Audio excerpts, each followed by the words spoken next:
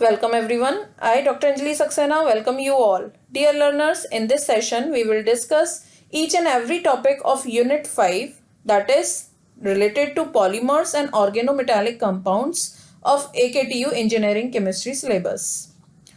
AKTU Engineering Chemistry जिसका exam 24 दिसंबर को propose है और अपनी इस 2025-26 सीरीज़ की में हम सभी वीडियोस को वन शॉट की फॉर्म में स्टडी कर रहे हैं।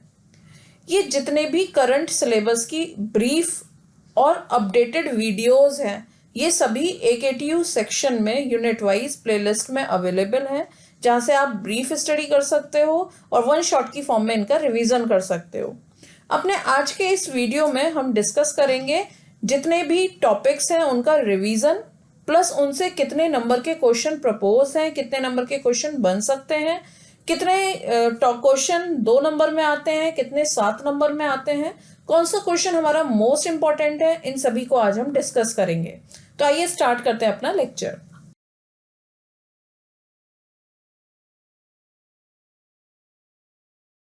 यूनिट 5 जो कि है मटेरियल केमिस्ट्री की, और इसके अंदर 2 चैप्टर है हमारे कोर्स में, एक तो है पॉलीमर और एक है ऑर्गेनोमेटालिक कंपाउंड्स। पॉलीमर से आपका 1-2 नंबर के शॉर्ट नोट का क्वेश्चन पूरा रहता है 7 मार्क्स में, और यहाँ पर आपका मेनली तो ग्रिग्नार्ड रहता है, लेकिन कभी कभी अभी तक एक बार LiLH4 आया हुआ है। LiLH4 इसी सिलेबस में ऐड हुआ है, बट ग्रिग्नार्ड हमारे सिलेबस में पहले से है, तो ये ग्रिग्नार्ड के आपको बहुत सारे क्वेश्चन देखने को मिलेंगे, बट LiLH4 एक ही बार आया है जिसमें रिएक्शन कंप्लीट करने के लिए आया था। तो आइए सबसे पहले हम स्टार्ट करेंगे चैप्टर अपना पॉलीमर, फिर हम स्टार्ट करेंगे organometallic compound. Polymer, polymer that is made up of 2 words, one word is poly and another word is mer. Mer means unit, poly मतलब many। एक ऐसा कंपाउंड जो छोटी छोटी यूनिट से मिलके बना हुआ हो, बहुत सारी छोटी छोटी यूनिट से मिलके बना हुआ हो, उसको हम बोलते हैं पॉलीमर, और इस प्रोसेस को हम बोलते हैं polymerisation. So we can see the definition. A polymer is a giant chain-like molecule. एक बहुत बड़ी chain-like molecule होता है, obtained by intermolecular combination of same or different type of smaller molecules. तो 2 छोटे मतलब 2 सेम या डिफरेंट टाइप के छोटे छोटे मॉलिक्यूल से मिलकर एक लॉन्ग चेन लाइक मॉलिक्यूल बने, उसको हम बोलते हैं पॉलीमर, और फिनोमिनन को हम बोलते हैं पॉलीमराइजेशन। यहाँ एग्जांपल आप देख सकते हैं, मैंने इथाइलिन से पॉलीइथाइलिन बना के दिखाया है। तो ये जो पॉलीमराइजेशन होता है, इसमें everything is all about the addition reaction. Double bond के दोनों तरफ कुछ ना कुछ ऐड होगा और डबल बॉन्ड सिंगल बॉन्ड में कन्वर्ट हो जाएगा। जिनसे मिलके बनेगा उसको हम बोलेंगे मोनोमर, और जो प्रोडक्ट बनेगा उसको हम बोलेंगे पॉलीमर, और प्रोसेस को हम बोलेंगे पॉलीमराइजेशन। तो ये है पॉलीमराइजेशन। अब यहाँ पर कुछ छोटी छोटी टर्म्स हैं जिनको हमें समझना होगा। जैसे कि अभी हमने एक टर्म समझी मोनोमर क्या है, फिर हमने समझा पॉलीमर क्या है, देन हमने समझा पॉलीमराइजेशन क्या है।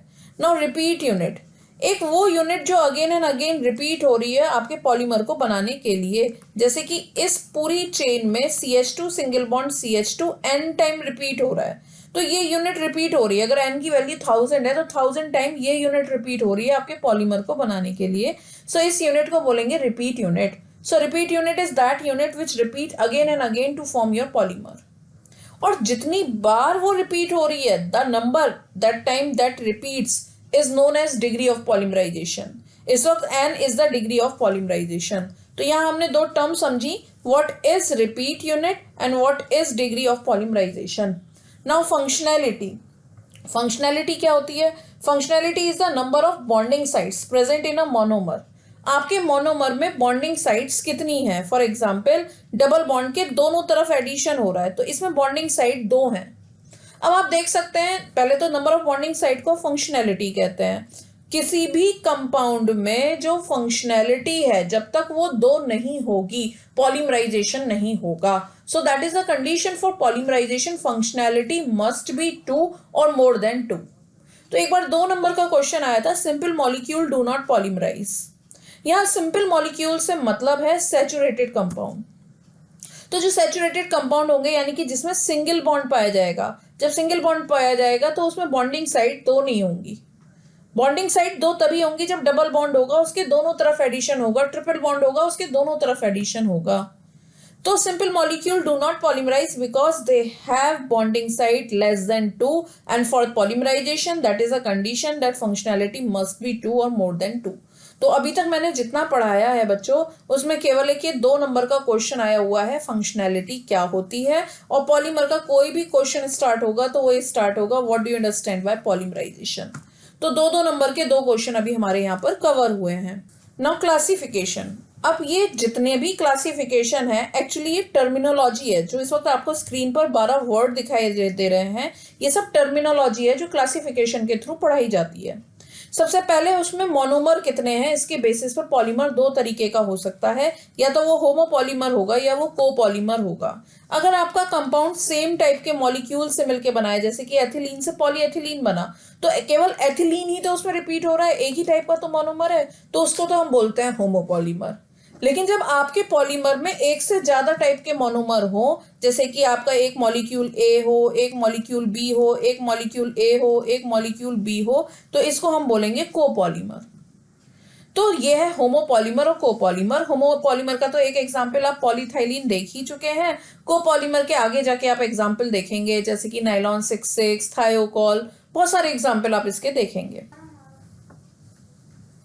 So that is one type of classification which is on the basis of monomer. Now we are going to see second type of classification which is on the basis of tacticity. ये important है और एक दो बार आया भी हुआ है। Classify polymer on the basis of tacticity और on the basis of stereochemistry। तो ये classification important है। आप इसे stereochemistry के basis पर भी कह सकते हैं और tacticity के basis पर भी कह सकते हैं। स्टीरियोकेमिस्ट्री जैसे कि जस्ट अभी हमने रिक्वाइज ही किया है यूनिट 2 में, जब भी कार्बन के अराउंड स्पेस में डिफरेंट अरेंजमेंट हो तो आपके पॉलीमेरिक चेन में फंक्शनल ग्रुप का ओरिएंटेशन क्या है, इसको बोलते हैं टैक्टिसिटी। फॉर एग्जांपल आपका एक पॉलीमर है ये जिसमें सारे के सारे फंक्शनल ग्रुप सेम साइड है, या तो सारे के सारे functional group above the plane है या सारे के सारे functional group below the plane है, बट सेम साइड है। तो इस टाइप के पॉलीमर को बोलते हैं आइसोटैक्टिक कंपाउंड। इसका एग्जाम्पल है poly isoprene, cis poly isoprene. ठीक, अब सेकंड टाइप का पॉलीमर है जिसमें जो फंक्शनल ग्रुप है वो रैंडमली प्रेजेंट है, उनमें कोई ऑर्डर नहीं है, या तो वो अबव द प्लेन प्रेजेंट है या वो बिलो द प्लेन प्रेजेंट है, लेकिन कोई ऑर्डर नहीं है, तो इसको आप बोलेंगे अटैक्टिक पॉलीमर। इसका एग्जाम्पल है पॉलीप्रोपाइलीन। वहीं अगर ये ऑल्टरनेटिवली प्रेजेंट हो जाए, जैसे कि ये फंक्शनल ग्रुप है, ये एक पॉलीमर है, इसमें जितने भी फंक्शनल ग्रुप हैं वो ऑल्टरनेटिवली प्रेजेंट हैं, एक बार अबव द प्लेन एक बार बिलो द प्लेन, तो इसको आप बोलते हैं सिंडियोटैक्टिक पॉलीमर। और सिंडियोटैक्टिक पॉलीमर का एग्जाम्पल है पॉलीट्रांस आइसोप्रीन। ओके, तो ये हैं 3 टाइप के polymer, on the basis of tacticity कह दीजिए या on the basis of stereochemistry कह दीजिए। तो टैक्टिसिटी या स्टीरियोकेमिस्ट्री क्या है? Orientation of functional group in your polymeric chain, that is known as tacticity. Alright, now the functionality के बेसिस पर अब हम थर्ड टाइप का क्लासिफिकेशन देखने जा रहे हैं, फंक्शनैलिटी के बेसिस पर। फंक्शनैलिटी के बेसिस पर आपका पॉलीमर 3 तरीके का हो सकता है, या तो वो लीनियर होगा, सिंपल कार्बन की चेन होंगी, या फिर वो ब्रांच्ड होगा। ब्रांच्ड का मतलब ये इनके दोनों के बीच में क्रॉस लिंकिंग्स पाई जाएंगी बट प्योर कोवेलेंट बॉन्ड नहीं होगा। वही नेटवर्क होगा जब 2 चेन के बीच में प्योर कोवेलेंट बॉन्ड पाया जाएगा, this will be network polymer. तो लीनियर पॉलीमर आप देख सकते हो इनकी फंक्शनैलिटी 2 होती है, जबकि जो ब्रांच और नेटवर्क होते हैं उनकी फंक्शनैलिटी मोर देन 2 होती है। जो लीनियर होते हैं पॉलीमर उनका एग्जाम्पल है HDPE, हाई डेंसिटी पॉलीएथिलीन। वहीं ब्रांच्ड का एग्जाम्पल है LDPE, low density polyethylene. Network polymer का एग्जाम्पल है जितने भी हमारे नेटवर्क पॉलीमर हैं, जितनी भी रेजिन्स होती हैं, लाइक बेकेलाइट है, आपका यूरिया फॉर्मल्डिहाइड रेजिन है, they all are example of network polymer. तो यहाँ हमने समझा थर्ड टाइप का क्लासिफिकेशन, और बेसिकली हम टर्मिनोलॉजी यहाँ पर समझ रहे हैं कि होमोपॉलीमर क्या होते हैं, कोपॉलीमर क्या होते हैं, isotactic, atactic, syndiotactic, linear, branch, network polymer क्या होते हैं। Now next one is addition polymer and condensation polymer and they are important. जो आपके ये चार नाम लिखे हुए हैं ये चारों के चारों इंपॉर्टेंट है। या तो इन दोनों में डिफरेंस आपको दिखाई देगा या इन दोनों में डिफरेंस आपको दिखाई देगा, और इसके चांसेस 70% से ज्यादा है। इन दोनों में से एक डिफरेंस आपको पेपर में मिल सकता है। एडिशन पॉलीमर और कंडेंसेशन पॉलीमर के बीच में डिफरेंस, और थर्मोप्लास्टिक और थर्मोसेटिंग के बीच में डिफरेंस, जिनको हम वन बाय वन समझेंगे। ये 2 नंबर के क्वेश्चन दोनों इंपॉर्टेंट है। तो अभी तक हमने जितना पढ़ा है उसमें पॉलीमर की definition, simple molecule, do not polymerise, why, tacticity के बेसिस पर क्लासिफिकेशन, और ये 2 नंबर के 2 डिफरेंस, ये अभी तक हमने 2 नंबर के क्वेश्चन बेसिक्स में कवर करे हैं। तो देखते हैं सबसे पहले एडिशन और कंडेंसेशन में डिफरेंस। एडिशन और कंडेंसेशन पॉलीमराइजेशन। एडिशन पॉलीमराइजेशन का दूसरा नाम है chain growth polymerization. Chain growth polymerization के नाम से ये आता है। वहीं कंडेंसेशन का दूसरा नाम है step growth polymerization. Step growth polymerization, chain growth polymerization और स्टेप ग्रोथ पॉलीमराइजेशन। जब पॉलीमराइजेशन के प्रोसेस के दौरान कोई भी बाई प्रोडक्ट रिमूव ना हो तो इसको हम बोलते हैं एडिशन पॉलीमर, और फिनोमिनन को हम बोलते हैं एडिशन पॉलीमराइजेशन। वहीं जब प्रोसेस के दौरान, पॉलीमराइजेशन के प्रोसेस के दौरान कोई भी बाई प्रोडक्ट जैसे कि H2O, जैसे कि HCl, जैसे कि अमोनिया, कोई भी बाई प्रोडक्ट रिमूव हो रहा है तो हम ऐसे पॉलीमर को बोलते हैं कंडेंसेशन पॉलीमर या स्टेप ग्रोथ पॉलीमर, और फिनोमिनन को हम बोलते हैं कंडेंसेशन पॉलीमराइजेशन। हम देखने जा रहे हैं स्क्रीन पर इनके 2 एग्जाम्पल। जैसे कि अभी आपने एक एग्जाम्पल देखा था एथिलीन से पॉलीएथिलीन का बनना। यहाँ पर आप N मॉलिक्यूल देख सकते हैं और ये CH2 होल N। यहाँ इस पॉलीमराइजेशन के प्रोसेस के दौरान आपने देखा कोई भी प्रोडक्ट रिलीज नहीं हो रहा है, कोई भी बाई प्रोडक्ट नहीं बन रहा है। तो इस प्रोसेस को हम बोलेंगे एडिशन पॉलीमराइजेशन या चेन ग्रोथ पॉलीमराइजेशन, और फिनोमिनन को, पॉलीमर को हम बोलेंगे एडिशन पॉलीमर। वहीं देखते हैं थायोकॉल रबर, जैसे कि CH2, CH2, Cl और Cl। ऐसे ही ये देखिए, जब ये कंबाइन होंगे तो यहां आप देख सकते हैं NaCl रिमूव होगा। ऐसे ही ये भी Cl किसी इसके बराबर में सोडियम वाला आ रहा होगा तो उसके साथ कंबाइन हो जाएगा, इधर ये सोडियम रिलीज हो जाएगा। तो जो प्रोडक्ट बनेगा उसको मैं लिख सकती हूँ CH2 whole twice S single bond S। ये जो एग्जाम्पल आपको दिखा रखा है ये है थायोकॉल रबर, और थायोकॉल रबर बनते वक्त आप देख सकते हैं NaCl रिमूव हुआ है, NaCl as a by product निकला है। तो ये है कंडेंसेशन पॉलीमर और फिनोमिनन है कंडेंसेशन पॉलीमराइजेशन। क्लियर? तो देख लेते हैं एक बार एडिशन पॉलीमर का दूसरा नाम क्या है। एडिशन पॉलीमर का दूसरा नाम है चेन ग्रोथ, इसका नाम है स्टेप ग्रोथ। ये without elimination of by product बनता है, जबकि ये with elimination of by product बनता है। इसके एग्जाम्पल है polyethylene, पॉलीएक्राइलोनाइट्राइल, polymethyl methyl acrylate, Buna S, Buna N and butyl rubber. They all are the example of addition polymer. While example है condensation के Dacron, Nylon 66, Kevlar, Thiokol. ये सभी example हैं condensation के, जिसका एक एग्जाम्पल भी आप दे सकते हैं और 2 नंबर में ये आएगा।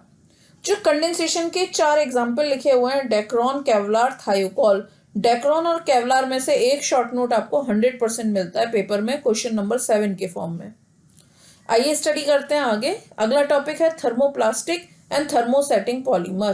थर्मोप्लास्टिक एंड थर्मोसेटिंग, देखिए ऐसे पॉलीमर जो हीट किए जाने पर सॉफ्ट हो जाते हैं और कूल किए जाने पर हार्ड हो जाते हैं, ऐसे पॉलीमर को थर्मोप्लास्टिक या थर्मोप्लास्ट बोलते हैं।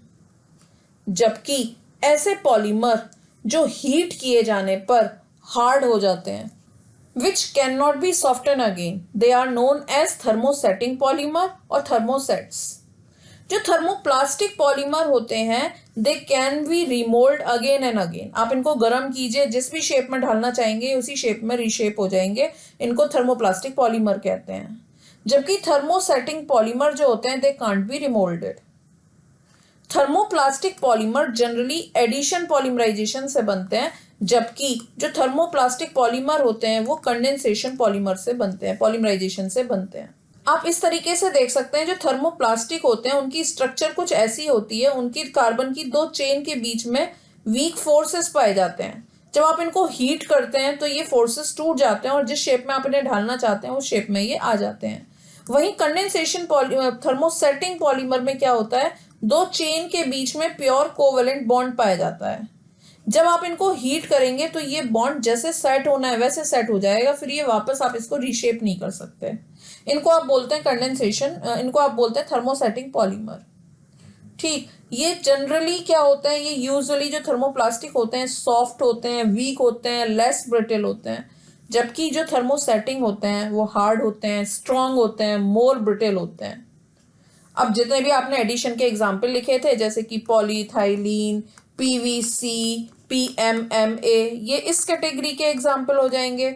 अब इस कैटेगरी के एग्जाम्पल हो जाएंगी रेजिन जितनी भी हैं, Bakelite, epoxy resin, urea formaldehyde resin, they all are the example of thermosetting polymer. तो फिर से देखते हैं हमने क्या देखा है। सबसे पहले थर्मोप्लास्टिक पॉलीमर क्या होते हैं, इनका नाम है थर्मोप्लास्ट भी है, इनका दूसरा नाम थर्मोसेट भी है। ये एडिशन पॉलीमराइजेशन से बनते हैं, ये कंडेंसेशन पॉलीमराइजेशन से बनते हैं। They can be moulded again and again while they can't be remoulded. जो हीट किए जाने पर सॉफ्ट हो जाएं और कूल किए जाने पर हार्ड हो जाएं उनको हम बोलते हैं थर्मोप्लास्टिक। जो हीट किए जाने पर हार्ड हो जाते हैं उनको हम बोलते हैं थर्मोसेटिंग। तो ये हो गया हमारा थर्मोप्लास्टिक, थर्मोसेटिंग। और बेसिकली अब हमने क्या कर लिया है, हमने सारे बेसिक को कवर कर लिया है जितनी भी टर्मिनोलॉजी आती है। मूव करते हैं आगे की तरफ, जहां हमने एक थर्मोप्लास्टिक थर्मोसेटिंग का ये डायग्राम भी हमने देखा और एग्जांपल्स भी हमने देखे। अब हम मूव करते हैं आगे की तरफ, मैकेनिज्म ऑफ पॉलीमराइजेशन। देखिए, कोई भी जो पॉलीमराइजेशन होता है ये 3 स्टेप में होता है। एक तो होता है chain initiation, second one is chain propagation, third one is chain termination.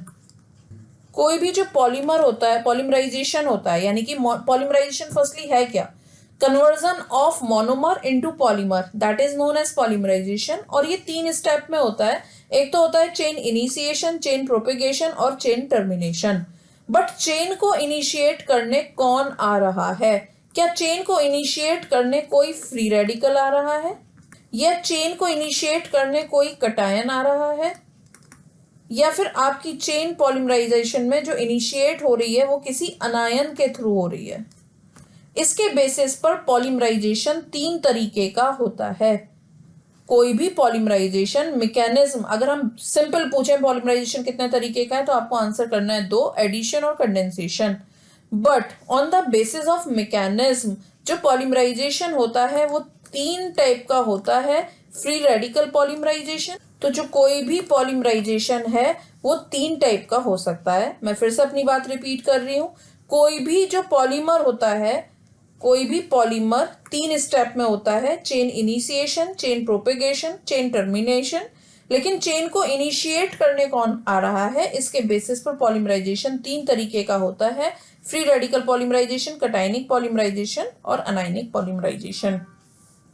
बढ़ते हैं अपने अगले टॉपिक की तरफ जो कि है कंडक्टिंग पॉलीमर, और बहुत ही इंपॉर्टेंट है। ये क्वेश्चन 7 नंबर में मोस्टली आया हुआ है, बट 1-2 बार से ये 3.5 मार्क्स में भी आ रहा है। आपको जो पॉलीमर का क्वेश्चन होगा वो 2 का ई पार्ट होगा, या तो इस चैप्टर से, या फिर 7 का क्वेश्चन नंबर 7 होगा।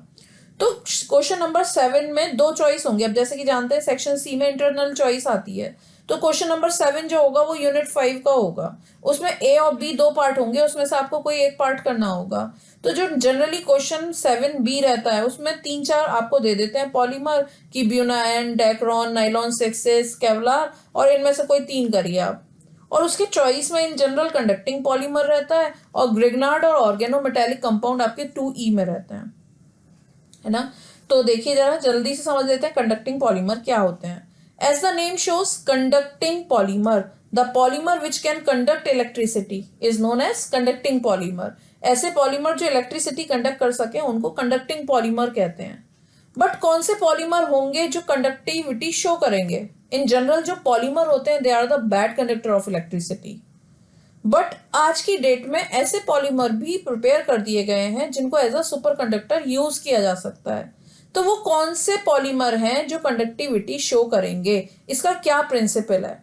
इसका सबसे पहला पॉइंट ये है, या एक नेसेसरी नीड ये है, अगर आपके पॉलीमर की बैकबोन में डेंस कॉन्जुगेशन है तो आपका पॉलीमर कंडक्टिविटी शो करेगा। डेंस कॉन्जुगेशन, पहले तो कॉन्जुगेशन और बहुत ज्यादा कॉन्जुगेशन। कॉन्जुगेशन का मतलब होता है सिंगल और डबल बॉन्ड का ऑल्टरनेटिवली प्रेजेंट होना, that is known as conjugation. और जैसे कि आप जानते हैं जो पॉलीमर होती है वो एक लॉन्ग चेन लाइक मॉलिक्यूल होते हैं, 1000 मॉलिक्यूल एक जुड़ के लॉन्ग चेन लाइक मॉलिक्यूल बना रहे हैं। तो सोचिए ये बैकबोन में single double bond 1000 time repeat हो रहा है। तो जब आपके पॉलीमर की बैकबोन में डेंस कॉन्जुगेशन पाया जाएगा तब आपका पॉलीमर कंडक्टिविटी शो करेगा। लेकिन हुआ क्या, ये पॉलीमर कंडक्टिविटी क्यों शो कर पा रहा है? जब जब कंजुगेशन पाया जाता है तो वैलेंस बैंड और कंडक्शन बैंड के बीच का गैप कम हो जाता है। जो वैलेंस बैंड है और जो कंडक्शन बैंड है इनके बीच का गैप कम हो जाता है। आप जानते हैं जब ये दोनों के बीच का गैप 0 होगा या ये ओवरलैप कर रहे होंगे तो वो कंडक्टर होंगे। जब ये गैप 1 इलेक्ट्रोवोल्ट तक होगा तब ये सेमी कंडक्टर होंगे, और जब ये 1 इलेक्ट्रोवोल्ट से ज्यादा होगा तो ये नॉन कंडक्टर होंगे। तो ये कॉन्जुगेशन से क्या होता है, इनके बीच का जो गैप है वो कम हो जाता है। तो ये प्रिंसिपल है। अब इसके 3 एग्जाम्पल देख लेते हैं। सबसे पहला एग्जाम्पल आप देखिए, एसिटिलीन से पॉलीएसिटिलीन का बनना, पायरोल से पॉलीपायरोल का बनना, थायोफीन से पॉलीथायोफीन का बनना। ठीक है, तो 3 हमारे जो कंडक्टिंग पॉलीमर के एग्जाम्पल हैं वो है polyacetylene, polypyrrole, polythiophene. These are the example of conducting polymer. ये तो हुआ प्रिंसिपल का फर्स्ट पार्ट। ना पॉइंट इज दैट ये कंडक्टिविटी तो शो करते हैं बट इतनी कंडक्टिविटी शो नहीं करते जिनको हम एज अ एप्लीकेशन कहीं यूज कर सकें। तो इनको एप्लीकेशन के लायक बनाने के लिए एक ट्रीटमेंट किया जाता है। अब वो ट्रीटमेंट किस बेसिस पर किया जाता है? आप जानते हैं जितने भी अनसैचुरेटेड कंपाउंड होते हैं, आप देख सकते हैं इसमें कॉन्जुगेशन है, single double bond alternatively present है। तो जिसमें भी डबल बॉन्ड या अनसैचुरेशन पाया जाता है वो इजीली रिएक्ट कर लेता है ना। तो ये क्या होते हैं, ये बहुत इजीली ऑक्सीडाइज होते हैं, बहुत इजीली रिड्यूस होते हैं, और इनकी इसी प्रॉपर्टी को यूज करके हम क्या करते हैं, इन्हें इजीली ऑक्सीडाइज और इजीली रिड्यूस कर देते हैं बाय एडिंग डिजायरेबल इम्प्योरिटी, जिसको हम बोलते हैं doping. So doping is a process in which you add desirable impurity in your polymer. उससे वो ऑक्सीडाइज हो जाएगा या रिड्यूस हो जाएगा और आपके पॉलीमर की कंडक्टिविटी एनहेंस हो जाएगी। So this is the part जिसमें हम बताते हैं कि कॉन्जुगेशन क्यों होना चाहिए या कॉन्जुगेटेड सिस्टम की आप कंडक्टिविटी कैसे एनहेंस करते हैं। Now the classification of conducting polymer. कोई भी कंडक्टिंग पॉलीमर 2 तरीके का होता है, इंट्रिंसिक कंडक्टिंग पॉलीमर और extrinsic conducting polymer. Intrinsic conducting polymers are those conducting polymers जिनमें जो कंडक्टिविटी है वो खुद उनकी ही है। Extrinsic conducting polymer are those polymer जिसमें वो जो कंडक्टिविटी गेन कर रहे हैं वो भी by the addition of impurity gain कर रहे हैं, जिनमें खुद की कंडक्टिविटी नहीं है but they gain their conductivity by the addition of impurity. तो कोई भी कंडक्टिंग पॉलीमर 2 तरीके का हो सकता है, या तो वो इंट्रिंसिक कंडक्टिंग पॉलीमर होगा या वो एक्सट्रिंसिक कंडक्टिंग पॉलीमर होगा। इंट्रिंसिक कंडक्टिंग पॉलीमर 2 तरीके के होते हैं। एक तो कंडक्टिंग पॉलीमर हैविंग कॉन्जुगेशन, जैसा कि हमने आपको बताया कि कोई भी पॉलीमर है जिसकी बैकबोन में डेंस कॉन्जुगेशन होगा, केवल उसी स्टेज पे इनको छोड़ा हुआ है। लेकिन अब आपने उस बेसिक में ऐड कर दी इम्प्योरिटी और उनकी कंडक्टिविटी को एनहेंस कर दिया, तो इनको आप बोलेंगे doped conducting polymer. Extrinsic conducting polymer 2 तरीके के होते हैं, कंडक्टिंग एलिमेंट फिल्ड और ब्लेंडेड। यहां ये प्रोसेस इंपॉर्टेंट है, डोप्ड कंडक्टिंग पॉलीमर, इसके बिना आपको पूरे नंबर नहीं मिलेंगे। तो डोप्ड कंडक्टिंग पॉलीमर यानी कि आपने पॉलीमर में कोई डिजायर्ड इम्प्योरिटी ऐड करी जिससे कि वो ऑक्सीडाइज या रिड्यूस हो गए और उनकी कंडक्टिविटी एनहेंस हो गई, इनको आप बोलते हैं डोप्ड कंडक्टिंग पॉलीमर, और प्रोसेस को आप बोलते हैं doping. So on the basis of doping polymer 2 तरीके के होते हैं, पी डोप्ड और एन डोप्ड, और इनका इलेक्ट्रॉनिक्स वाले पीएनपी और एनपीएन से दूर दूर तक कोई मतलब नहीं है। अब ये पी डोप्ड और एन डोप्ड पॉलीमर क्या होते हैं? जब कोई इम्प्योरिटी आपके पॉलीमर की बैकबोन पर पॉजिटिव चार्ज क्रिएट कर दे, तब आप उस पॉलीमर को पी डोप्ड कंडक्टिंग पॉलीमर बोलते हैं। पॉजिटिव चार्ज मतलब ऑक्सीडेशन हुआ होगा। वहीं जब डिजायर्ड इंप्योरिटी पॉलीमर की बैकबोन पर निगेटिव चार्ज डेवलप कर दे, रिडक्शन कर दे, तब आप उसको एन डोप्ड कंडक्टिंग पॉलीमर कहते हैं। एग्जाम्पल देखिए पी डोप्ड और एन डोप्ड कंडक्टिंग पॉलीमर का। जब आपने पॉलीमर में कोई एक इम्प्योरिटी ऐड करी, जैसे कि लुईस एसिड, जिसने पॉलीमर की बैकबोन पर एन पॉजिटिव चार्ज डेवलप कर दिए और खुद एन नेगेटिव में कन्वर्ट हो गया, यानी कि जो इलेक्ट्रॉन पेयर एक्सेप्ट करने की टेंडेंसी रखे लुईस एसिड, तो जो पॉलीमर बनाया वो कहलाया पी डोप्ड कंडक्टिंग पॉलीमर। ऐसे पॉलीमर होल्स डोमिनेटिंग होते हैं, यानी कि इनके इलेक्ट्रॉन निकल गए तो होल्स क्रिएट हो गए होंगे, इनको बोलते हैं होल्स डोमिनेटिंग पॉलीमर। वहीं जो पॉलीमर बैकबोन पर निगेटिव, पॉलीमर की बैकबोन पर निगेटिव चार्ज डेवलप हो जाए, जैसे कि आप इंप्योरिटी के नाम पर लुईस बेस ऐड कर दें, लुईस बेस जो इलेक्ट्रॉन डोनेट करने की टेंडेंसी रखे, यानी कि पॉलीमर की बैकबोन पर एन माइनस चार्ज, तो इनको हम बोलेंगे एन डोप्ड कंडक्टिंग पॉलीमर। तो भाई ये कहलाएंगे फ्री इलेक्ट्रॉन डोमिनेंट। दो तरीके के पॉलीमर होते हैं, प्रॉपर्टीज एंड एप्लीकेशन। तो क्या प्रॉपर्टीज हैं ये, जो जितने भी डोप्ड कंडक्टिंग पॉलीमर होते हैं they are very stable in air. Application conduct rechargeable batteries हो गई, एनालिटिकल सेंसर्स हो गए, उन सब के बनाने में ये यूज होते हैं। तो हमने एक इंपॉर्टेंट टॉपिक कवर किया 7 नंबर के ऑफ पॉइंट ऑफ व्यू से, जो कि है कंडक्टिंग पॉलीमर, जहां हमने कंडक्टिंग पॉलीमर की डेफिनेशन देखी, प्रिंसिपल देखा, 3 एग्जाम्पल देखे, प्रिंसिपल के 2 पॉइंट देखे कि कौन कंडक्टिविटी शो करता है और डोपिंग क्या है, फिर हमने उसका क्लासिफिकेशन देखा और क्लासिफिकेशन के बेसिस पर पी डोप्ड एन डोप्ड भी समझे और प्रॉपर्टीज और एप्लीकेशन। अब समझते हैं बायोडिग्रेडेबल पॉलीमर क्या होते हैं। बायोडिग्रेडेबल, जिनका डिग्रेडेशन बायोलॉजिकली हो सके, उनको हम बोलते हैं biodegradable polymer. Biodegradable polymers are those polymer which get decomposed by the process of biodegradation. अब ये biodegradation क्या होता है इसको समझते हैं। Biodegradation is defined as the process carried out by biological system where a polymer chain is cleaved by enzymatic activity. तो जो माइक्रोब्स हैं वो एंजाइमेटिक एक्टिविटी के थ्रू आपके जो पॉलीमर है उसकी चेन को तोड़ देते हैं, उसको बोलते हैं बायोडिग्रेडेशन। और जब किसी पॉलीमर का बायोडिग्रेडेशन होता है तो उसको हम बोलते हैं बायोडिग्रेडेबल पॉलीमर। अब ये जो बायोडिग्रेडेबल पॉलीमर है इनकी रिक्वायरमेंट क्या है। ये जो बायोडिग्रेडेबल पॉलीमर है इनका लिए सबसे पहले आपको एक सबस्ट्रेट चाहिए जिसका बायोडिग्रेडेशन होगा, फिर आपको माइक्रो ऑर्गेनिज्म चाहिए जो उनका बायोडिग्रेडेशन करेगा, फिर आपको कंडीशन चाहिए कि किस एनवायरनमेंट में, कंडीशन यानी कि एनवायरनमेंट, क्या टेम्परेचर है, क्या प्रेशर है, क्या मॉइस्चर है। So this is the requirement of biodegradation. Now point is that ये डिकम्पोजिशन कैसे होता है, कि डिकम्पोजिशन यानी कि बायोडिग्रेडेशन कैसे होता है। बायोडिग्रेडेशन के लिए कोई भी एक बायोडिग्रेडेबल पॉलीमर होगा, सबसे पहले ये अपने मोनोमर और डाइमर में टूटता है।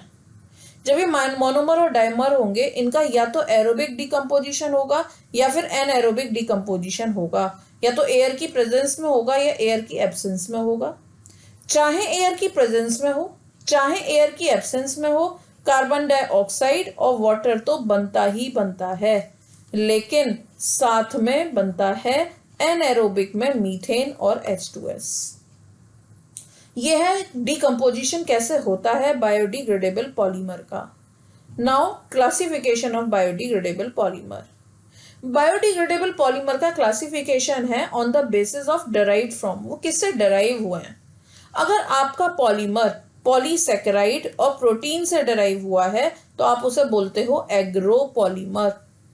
वहीं अगर आपका पॉलीमर माइक्रो ऑर्गेनिज्म और किसी सिंथेटिक से डराइव हुआ है तो आप उसे बोलते हो biopolymer.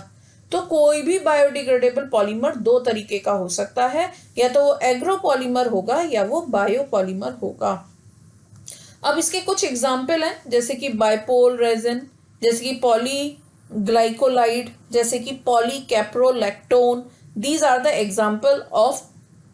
Biodegradable polymer. Bipole resin जो कि PHB और PHV के कॉम्बिनेशन से बनती है। Polyhydroxy butyrate, polyhydroxy valerate. अब समझ में आता है कि भाई चलिए बायोडिग्रेडेबल पॉलीमर क्या है। हमने 3 एग्जाम्पल कंडक्टिंग के भी देखे थे, या 3 एग्जाम्पल हमने देख लिए बायोडिग्रेडेबल के, बट एप्लीकेशन क्या है। एप्लीकेशन देखिए, सबसे पहला एप्लीकेशन है डेक्स्ट्रॉन।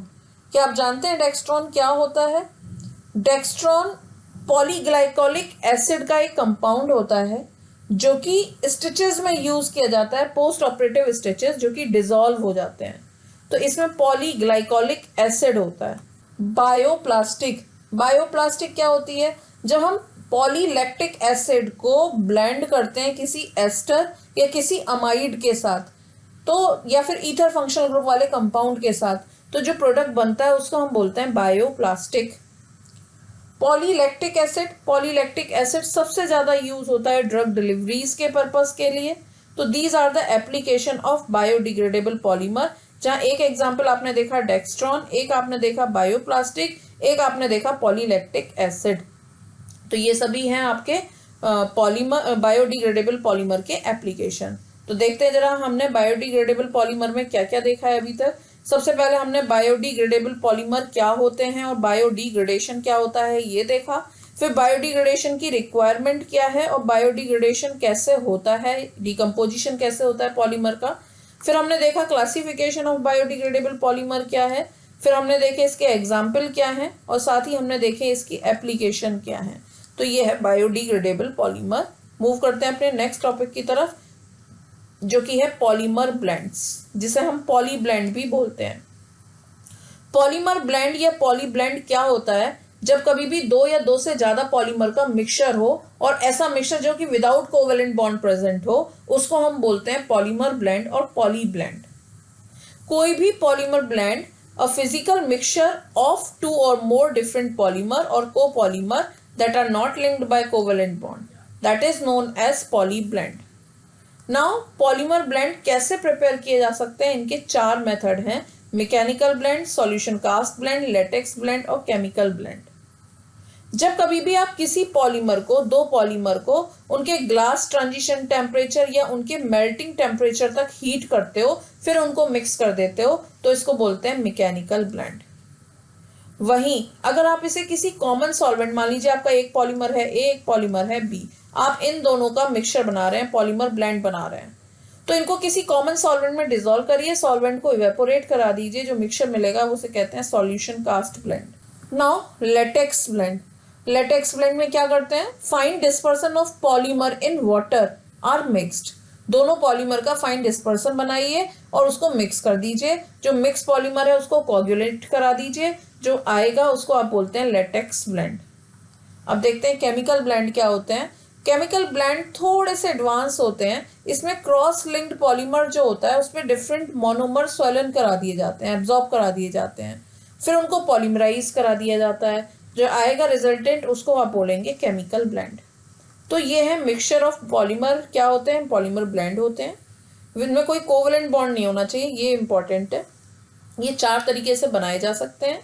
अब ये जो 4 तरीके से बनाए गए हैं, इनका क्लासिफिकेशन, इनका 2 टाइप का क्लासिफिकेशन है। एक तो है on the basis of their preparation, जो कि हमने अभी देखा 4 तरीके का हो सकता है: मैकेनिकल, लेटेक्स, सॉल्यूशन कास्ट और केमिकल।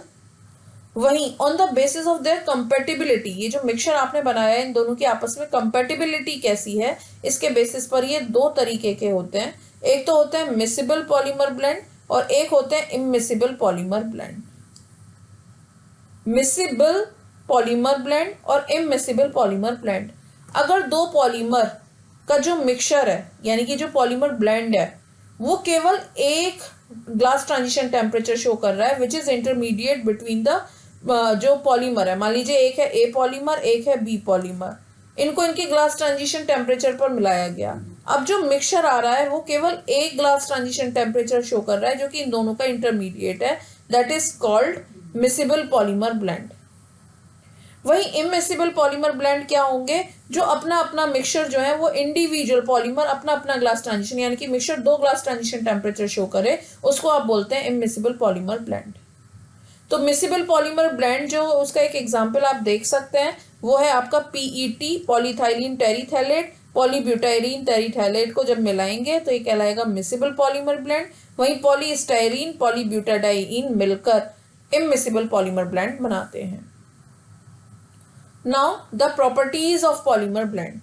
आप पॉलीमर ब्लेंड की प्रॉपर्टीज डिसाइड कर सकते हो, कैलकुलेट कर सकते हो इस फॉर्मूले से, P is equals to P1V1 plus P2V2 plus IV1V2।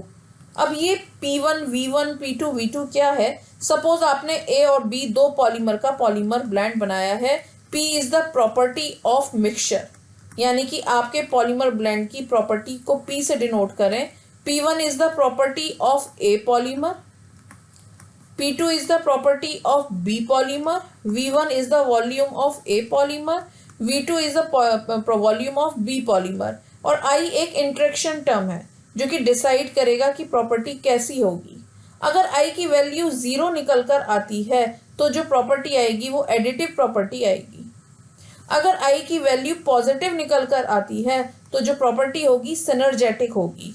इसका मतलब ये है कि जो पॉलीमर मिक्सचर है उसमें फेवरेबल डाइपोल डाइपोल मूवमेंट है जो आपके लिए फेवरेबल है। वहीं इंटरेक्शन नॉन फेवरेबल बन चुका है मिक्सचर के बीच में, इसको बोलते हैं नॉन सिनर्जेटिक प्रॉपर्टी।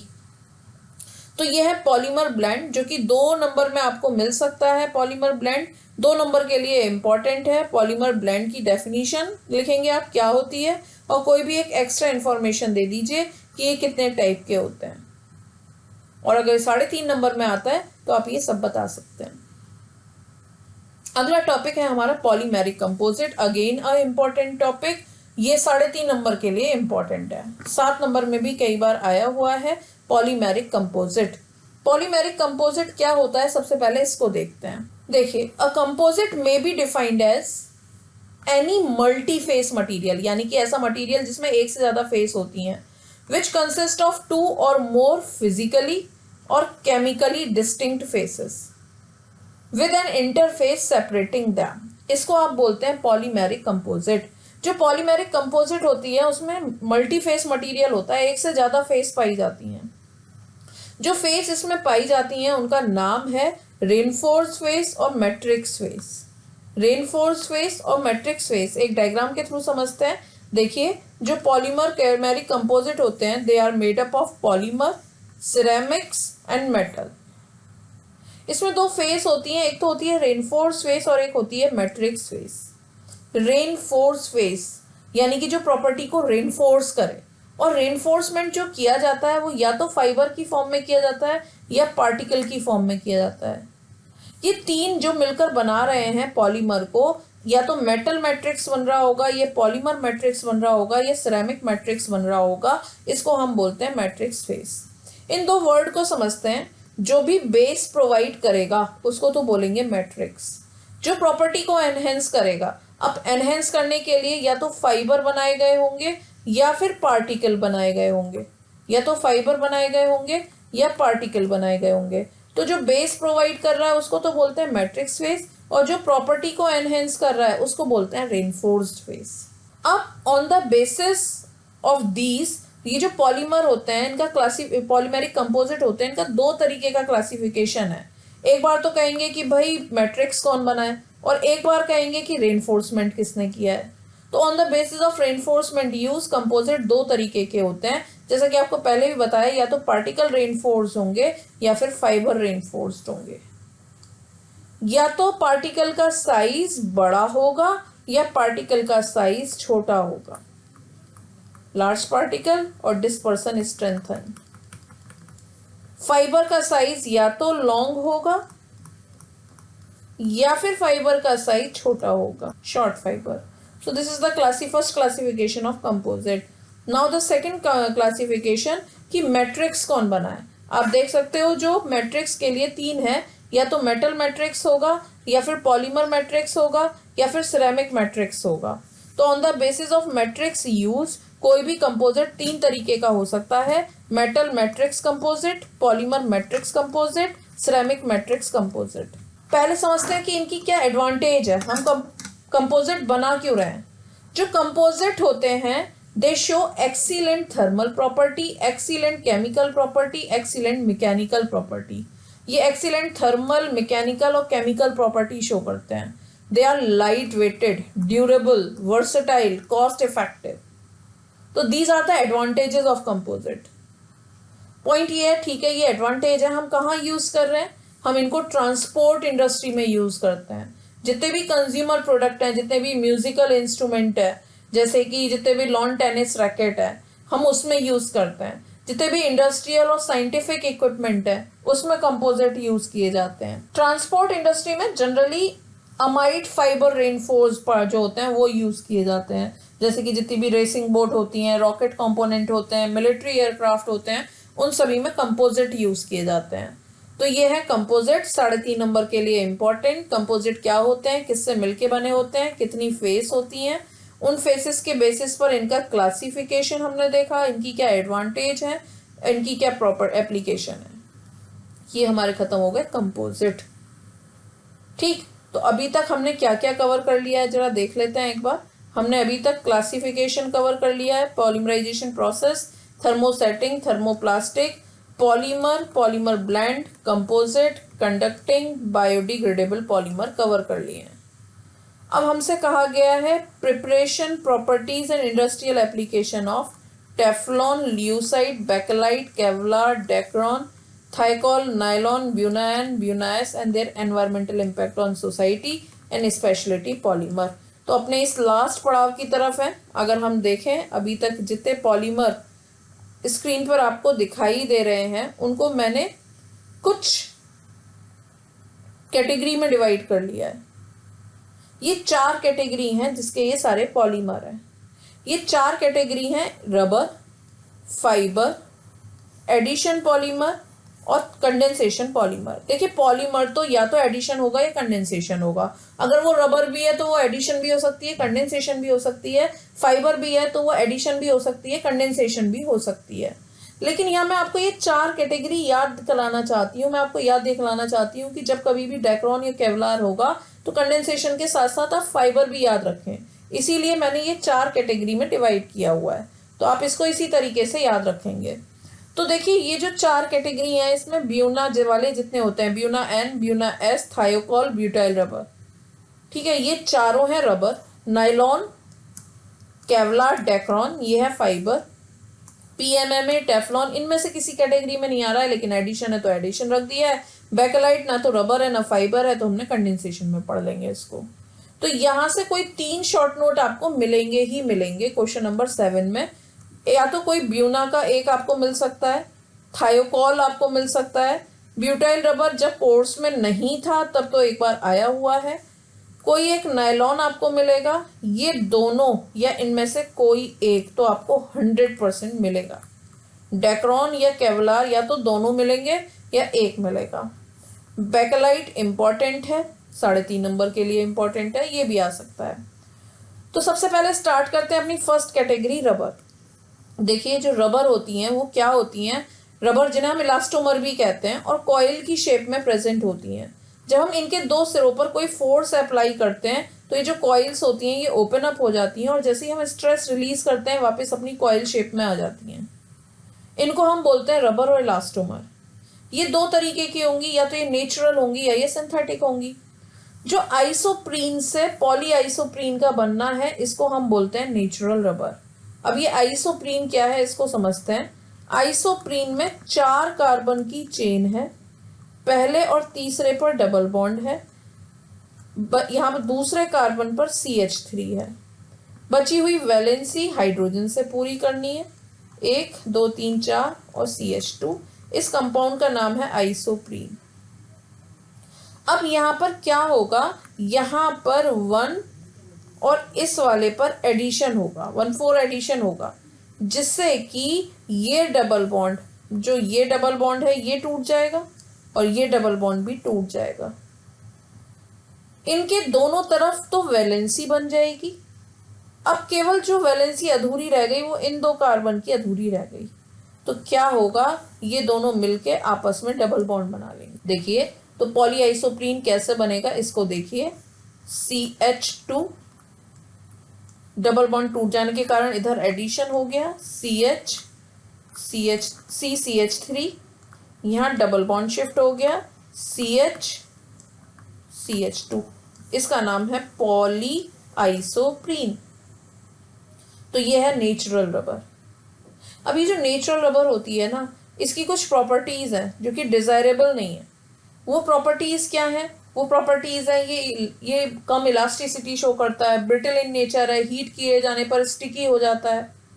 ये इसकी कुछ प्रॉपर्टी हैं जिसकी वजह से ये इसके एक ट्रीटमेंट रिक्वायर्ड है। ट्रीटमेंट का नाम है वल्केनाइजेशन। वल्केनाइजेशन प्रोसेस में हम नेचुरल रबर को सल्फर या सल्फर के कंपाउंड के साथ 100 से 150 डिग्री सेंटीग्रेड पर हीट कर देते हैं, जिससे जो रबर मिलती है उसको हम बोलते हैं क्रॉस रबर या वल्केनाइज्ड रबर। इसकी केमिस्ट्री को एक बार समझ लेते हैं। देखिए, अगर मैं इस तरफ लिखूं CH2 CH3 double bond CH2, this is the polyisoprene. मैंने पॉलीआइसोप्रीन का एक और एग्जाम्पल लिख दिया, यानी कि ये नेचुरल रबर है और मैं इसको 100 से 150 डिग्री सेंटीग्रेड पर हीट करने वाली हूँ सल्फर के कंपाउंड के साथ। हम ये वल्केनाइजेशन ऑक्सीजन से भी कर सकते हैं, लेकिन जो रबर मिलती है वो इंफीरियर क्वालिटी की मिलती है। तो क्या होगा, देखिए, ये डबल बॉन्ड के दोनों तरफ पॉलीसल्फाइड लिंकेज बन जाती हैं। मैं क्या कर रही हूँ, मैं सिर्फ डबल बॉन्ड की जगह सिंगल बॉन्ड लिख रही हूँ। मैं फिर से देखिए, मैं क्या कर रही हूँ, मैं डबल बॉन्ड की जगह सिंगल बॉन्ड लिख रही हूँ और इसके दोनों तरफ पॉलीसल्फाइड की लिंकेज बन गई है। डबल बॉन्ड खत्म हो गया, डबल बॉन्ड के दोनों तरफ सल्फर की लिंकेज बन गई। इसको बोलते हैं क्रॉस लिंक्ड रबर और वल्केनाइज्ड रबर। क्लियर? तो ये है रबर जो कि इम्प्रूव्ड क्वालिटी की होती है। अब सिंथेटिक रबर के कुछ एग्जाम्पल देखते हैं, जैसे कि Buena N, Buena S, Buena N और ब्यूना S। जिसे ब्यूना N आता है उसे ब्यूना S भी आता होगा। देखिए, इसके मोनोमर क्या है। सबसे पहले देखिए, butadiene acrylonitrile, butadiene styrene in the presence of sodium. तो देखिए, ब्यूटाडाइईन 4 कार्बन की चेन, पहले तीसरे पर डबल बॉन्ड, बची हुई वैलेंसी हाइड्रोजन से पूरी। इस कंपाउंड का नाम है ब्यूटाडाइईन। CH2 डबल बॉन्ड CH, इस कंपाउंड का नाम है एक्राइलोनाइट्राइल। फिर से देखिए, 4 कार्बन की चेन, पहले तीसरे पर डबल बॉन्ड, बची हुई वैलेंसी हाइड्रोजन से पूरी कर दीजिए। इस कंपाउंड का नाम है ब्यूटाडाइईन। वहीं अगर CN की जगह बेंजीन रिंग लगा दूं तो इस कंपाउंड का नाम है स्टाइरीन। तो ये है butadiene acrylonitrile, butadiene and styrene in the presence of sodium, in the presence of sodium they react। तो हम दो पॉलीमर साथ साथ पढ़ रहे हैं। तो देखिए जरा, जैसे कि पॉलीआइसोप्रीन में हुआ था, यहाँ का डबल बॉन्ड और ये डबल बॉन्ड खत्म हो जाएगा, इसके दोनों तरफ एडिशन होगा, ये दोनों की वैलेंसी इनकम्प्लीट रह गई, आपस में डबल बॉन्ड बना लेंगे और इधर जो एडिशन हो रहा है वो इस कंपाउंड का हो रहा है। तो देखिए, मुझे क्या लिखना होगा, मुझे लिखना होगा CH2, इसके इधर एडिशन हो गया, डबल बॉन्ड टूट गया, फिर है CH double bond CH single bond CH2। ये मैंने लिखा ब्यूटाडाइईन के पॉलीमराइजेशन के बाद। इधर पॉलीमराइजेशन CH2 CH CN का हुआ, इसको बोलते हैं ब्यूना N या फिर नाइट्राइल रबर। अब देखिए, इसको देख लीजिए, CH2 single bond CH double bond CH single bond CH2। ये तो हुआ आपका ब्यूटाडाइईन, लेकिन दोनों तरफ जो एडिशन हुआ वो हुआ स्टाइरीन का। तो इस तरफ जो कंपाउंड मिला इसको आप बोलेंगे ब्यूना S और इसको आप बोलेंगे ब्यूना N। अब ये आगे की बात है, ये जो मोनोमर होता है ये 75% यूज होता है, ये 25% यूज होता है, ये 75% यूज होता है, ये 25% यूज होता है। तो इसके अगर मैं Mn मॉलिक्यूल लूँ और इसके N मॉलिक्यूल लूँ, इसके Mn मॉलिक्यूल लूँ और इसके N मॉलिक्यूल लूँ, तो यहाँ पर मुझे लगाना चाहिए M और यहाँ लगाना चाहिए M, यहाँ मुझे लगाना चाहिए M और यहाँ मुझे लगाना चाहिए N। तो ये है ब्यूना N और ब्यूना S। आगे देखते हैं दो और रबर, नियोप्रीन और थायोकॉल। नियोप्रीन और थायोकॉल रबर। एक और रबर आपके कोर्स में है ब्यूटाइल रबर। तो मैं इनकी सिंथेसिस पढ़ा रही हूँ और इनकी प्रॉपर्टीज एक साथ बताती हूँ मैं आपको। देखिए नियोप्रीन, आपने आइसोप्रीन पढ़ा था, आपको याद है 4 कार्बन की चेन थी, पहले तीसरे पर डबल बॉन्ड और यहाँ पर CH3 था। अब यहाँ अगर Cl लगा दूं तो इसका नाम है क्लोरोप्रीन, इसका नाम है क्लोरोप्रीन। और अगर इसका पॉलीमराइजेशन करा दें, इसके N मॉलिक्यूल ले लें, तो ये हो जाएगा CH2। आप जानते हैं यहाँ से सिंगल बॉन्ड हो जाएगा, यहाँ डबल बॉन्ड हो जाएगा, यहाँ सिंगल बॉन्ड हो जाएगा, दोनों तरफ एडिशन हो गया। इस कंपाउंड का नाम है नियोप्रीन। तो नियोप्रीन एक होमोपॉलीमर है, जबकि यहाँ आपने देखे ब्यूना N और ब्यूना S दोनों ही कोपॉलीमर है। ठीक, अब आप देखिए थायोकॉल रबर। थायोकॉल रबर क्या होती है इसको देखिए। थायोकॉल रबर अभी मैंने आपको कंडेंसेशन पॉलीमर में भी बताई थी।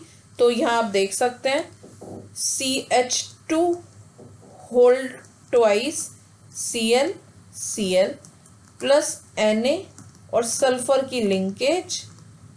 अब आप इसका पॉलीमर बना दीजिए, CH2 यहाँ से NaCl निकल जाएगा, ये NaCl यहाँ से निकल जाएगा, ये Cl निकल जाएगा, ये सोडियम निकल जाएगा। तो क्या प्रोडक्ट बचेगा आपका? बचेगा CH2 होल ट्वाइस SS। तो आप देख सकते हैं ये पहले से ही वल्केनाइज्ड रबर है। बाकी जितने रबर आपने बनाई हैं उन सब में डबल बॉन्ड था, उन सब में डबल बॉन्ड था। जितनी भी रबर आपने बनाई है आप देखिए, ब्यूना N में भी डबल बॉन्ड है, ब्यूना S में भी डबल बॉन्ड है। तो इनका वल्केनाइजेशन पॉसिबल है, इनकी क्वालिटी को इम्प्रूव किया जा सकता है, लेकिन ये अपने आप में बहुत इम्प्रूव्ड क्वालिटी की रबर होगी। तो इस तरीके से अभी तक हमने 4 शॉर्ट नोट कवर कर लिए। अगला देखते हैं ब्यूटाइल रबर। जब कभी भी आइसोप्रीन यानी कि 4 कार्बन की चेन, पहले तीसरे पर डबल बॉन्ड, दूसरे कार्बन पर CH3, बची हुई वैलेंसी हाइड्रोजन से पूरी, प्लस आइसोब्यूटाइलीन। आइसोब्यूटाइलीन क्या होता है? CH2 double bond C, CH3 CH3, इनको कंबाइन कर देंगे। ये हमारे सिलेबस में नहीं है लेकिन हमारे पेपर में ये आया हुआ है एक बार, तो मैं ये आप लोगों को कवर करा रही हूँ यहीं पर। तो अब आप जानते ही हैं, आप क्या करेंगे, यहाँ का डबल बॉन्ड खत्म हो जाएगा, यहाँ का डबल बॉन्ड खत्म हो जाएगा और डबल बॉन्ड यहाँ शिफ्ट हो जाएगा सेंटर में। एडिशन किसका होगा? इस कंपाउंड का एडिशन होगा। इसका तो एक डबल बॉन्ड टूटेगा ही, इसके पास शिफ्ट होने के लिए कहीं और है ही नहीं। तो क्या प्रोडक्ट बनेगा आपका? प्रोडक्ट बनेगा CH2 C CH3 double bond CH CH2। ये तो आपका आइसोप्रीन वाला हो गया। CH2 C CH3 CH3, इसको आप बोलते हैं ब्यूटाइल रबर। तो जितनी भी रबर होती हैं ये इलास्टिसिटी शो करती हैं। मोस्टली रबर का आप वल्केनाइजेशन कर सकते हो, दीज आर द प्रॉपर्टीज। ये इजीली ऑक्सीडाइज हो सकती हैं, ठीक है। इनमें हाई लोड बियरिंग कैपेसिटी होती है। अब इनको कहाँ यूज़ किया जा सकता है? हालांकि सबके यूज़ अलग अलग हैं। जैसे कि आपके जो स्टाइरीन रबर है, ब्यूना S रबर है, वो मोटर टायर्स में, शू सोल्स में यूज़ होती है, फुटवियर्स में यूज़ होती है, वायर एंड केबल इंसुलेटर्स में या फ्लोर टाइल्स में यूज़ होती हैं। जबकि जो नियोप्रीन है वो स्पॉन्जेस, गैस्केट्स, टायर्स, शू सोल्स बनाने में यूज़ होती है, कोरोजन रेजिस्टेंट होती है। जो थायोकॉल है वो अपने आप में बेटर क्वालिटी की रबर है। जितने भी गैसोलिन, हॉर्सेस और ऑयल बनाने के लिए यूज़ होती है, थायोकॉल रबर यूज़ होती है। तो ये सब इसके एप्लीकेशंस हैं। तो आपको क्या लिखना है, सिंथेसिस आपको पता होना चाहिए, प्रॉपर्टीज पता होनी चाहिए, एप्लीकेशन। अब एनवायरमेंटल इम्पैक्ट की बात करें तो ये जितनी भी रबर है ये नॉन बायोडिग्रेडेबल है, ये 200-300 साल तक भी एनवायरमेंट से डिकम्पोज नहीं होती। अगली कैटेगरी है हमारी फाइबर। अब ये जो फाइबर होते हैं ना, ये दो कैटेगरी के होते हैं, एक तो होते हैं पॉलीअमाइड और एक होते हैं पॉलीएस्टर। एक तो होते हैं पॉलीअमाइड और एक होते हैं पॉलीएस्टर। अब ये जो पॉलीअमाइड है ये वो होते हैं जिसमें CONH लिंकेज पाई जाएगी। अमाइड ऐसे पॉलीमर जिसमें CONH लिंकेज पाई जाएगी उन्हें बोलेंगे पॉलीअमाइड। ऐसे पॉलीमर जिसमें COOR लिंकेज पाई जाएगी उन्हें बोलेंगे पॉलीएस्टर। तो पॉलीअमाइड के हमारे एग्जाम्पल हैं नायलॉन और केवलार, वहीं पॉलीएस्टर का एग्जाम्पल है हमारा डेक्रोन। तो अब हम इनकी स्टडी करने जा रहे हैं वन बाय वन। तो सबसे पहले देखते हैं पॉलीअमाइड। 3 नायलॉन हम पढ़ेंगे, नायलॉन 66, नायलॉन 610, नायलॉन 6। नायलॉन 66 और नायलॉन 610 पढ़ाती हूँ पहले आपको। देखिए वो पॉलीमर, पहले तो नायलॉन 66, इसमें क्या होगा, कोई एक तो बाईफंक्शनल एसिड होगा, कोई एक तो बाईफंक्शनल एसिड होगा और कोई एक बाईफंक्शनल अमीन होगा। ये इनका बेसिक स्केलेटन है। कोई तो एक बाईफंक्शनल यानी कि दोनों तरफ COOH, दोनों तरफ NH2NH2 बाईफंक्शनल एसिड होगा या बाईफंक्शनल अमीन होगा। अब ये जो 6 है ये कार्बन के नंबर को बताता है। इसमें जो पहला वाला 6 है ये अमीन के नंबर को बताता है और जो दूसरा नंबर है वो एसिड में कार्बन के नंबर को बताता है। तो अब देखिए मुझे अमीन में कार्बन के नंबर करने हैं 6 और यहाँ पर जितने भी कार्बन है वो यहाँ पर है तो मुझे यहाँ पर लगाना होगा 6। अब एसिड में 6 कार्बन करने हैं लेकिन ये 1 कार्बन और 2 कार्बन यहाँ पर हैं तो 4 कार्बन रह गए। तो इसका नाम है एडिपिक एसिड और इसका नाम है हेक्सामिथाइलिन डायअमीन। हेक्सामिथाइलिन डायअमीन। अब आपको क्या करना है, इनका कंडेंसेशन पॉलीमराइजेशन होगा। कंडेंसेशन पॉलीमराइजेशन होगा तो यहाँ से OH, यहाँ से H, वाटर रिमूव हो जाएगा, इधर से भी H जाएगा और इधर से भी OH जाएगा। तो OH निकला COOH से, HH निकला अमीन से। तो अब आप इनका प्रोडक्ट बना दीजिए। जब आप इनका प्रोडक्ट बनाएंगे तो आप देखिए यहाँ पर C डबल बॉन्ड O रह गया और इधर ये रिमूवल हुआ होगा तो बॉन्ड बना होगा। ये है CH2 होल 4। आप देखिए लेफ्ट से राइट की तरफ देखिए, C डबल बॉन्ड O, ये तो एडिपिक एसिड का रहा। अब आ गया NH, CH2 होल 6 NH। तो ये क्या है, ये है नायलॉन 66। क्या है ये, नायलॉन 66। एक और केस देखिए नायलॉन 610 का, फिर से समझाती हूँ। मुझे क्या करना है, मुझे एक बाईफंक्शनल एसिड बनाना है, मुझे एक बाईफंक्शनल अमीन बनाना है। ये पहला नंबर है हमारे अमीन्स के कार्बन का और दूसरा नंबर है हमारे एसिड के कार्बन का। तो अब आप देखिए अमीन है ये जिसमें 6 कार्बन चाहिए, एसिड है ये जिसमें 10 कार्बन चाहिए, तो यहाँ 8 लगा दूंगी।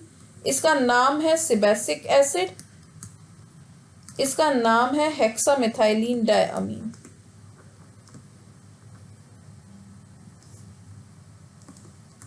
अब कुछ नहीं, आपको कंडेंसेशन करना है। जब आप कंडेंसेशन करेंगे तो वाटर का रिमूवल होगा।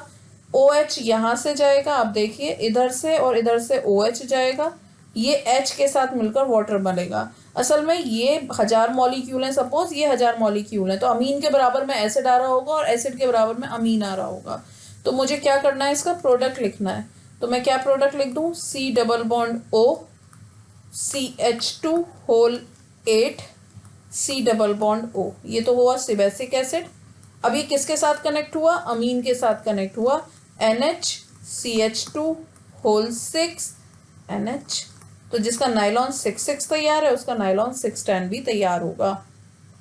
आगे देखते हैं नायलॉन 6। अब यहाँ आपको एक ही नंबर दिखाई दे रहा है, यानी कि 6 कार्बन की चेन है एक ही कंपाउंड के अंदर CONH लिंकेज है।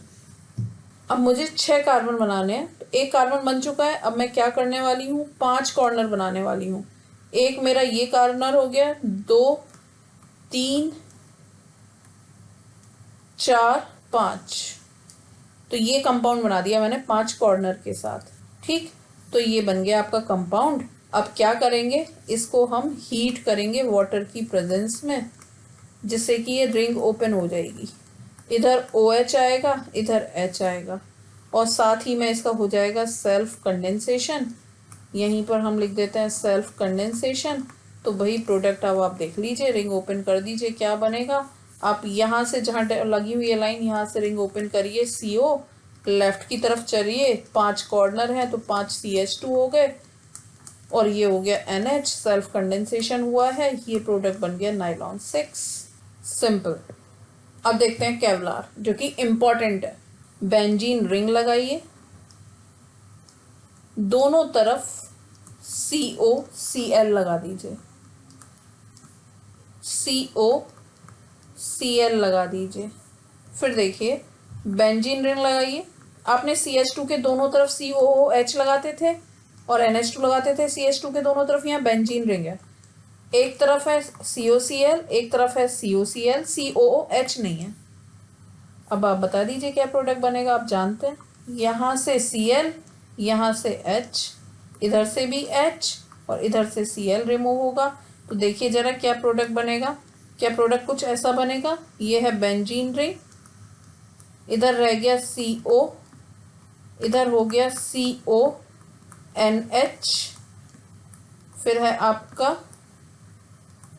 बेंजीन रिंग, इधर हो गया आपका NH, और जो ये यूनिट बनी रिपीट यूनिट, ये है केवलार की। तो यहाँ पर आपके N मॉलिक्यूल है, इधर N मॉलिक्यूल है, ये N टाइम रिपीट हो रहा है। दिस इज केवलार, जो कि बुलेट प्रूफ जैकेट में यूज होता है। तो भाई अगर हम देखें फाइबर धागे क्या होते हैं, प्रॉपर्टीज देख लीजिए। अब आपने 4 पॉलीमर देखे हैं, नाइलॉन 66, नाइलॉन 610, नाइलॉन 666 देखा है, 610 देखा है, 6 देखा है और केवलार देखा है। 4 पॉलीमर देखे हैं पॉलीअमाइड में।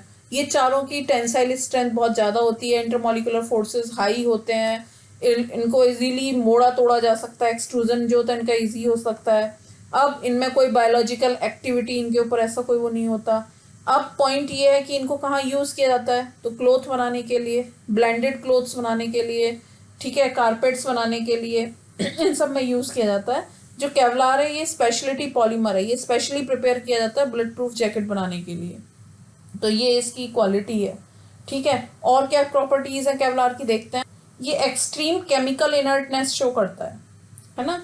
और ये जितने भी पॉलीमर हैं सब नॉन बायोडिग्रेडेबल हैं, इनका इजीली बायोडिग्रेडेशन नहीं होता। ये 200 से 300 साल तक भी अर्थ में ऐसे ही दबे रहेंगे, डिकम्पोज होते रहेंगे।